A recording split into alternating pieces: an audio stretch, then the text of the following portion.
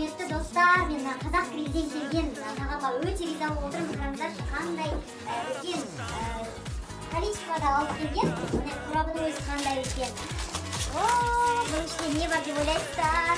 Менде негізі правильное питание. Қазір жерге ашып қандай керемет балық. Семга деген менің сүйікті балығымның бірі. Мен өте қуаныштымын. Мына балықты жеген де арманда. Бірақ бұның бәрін тауыса алмаймын. Міне мынандай өзінің арнайы нелері бар екен, қолғаптары бар екен, салфеткалар бар екен, және де қосатын соустары да бар екен. Міне осындай.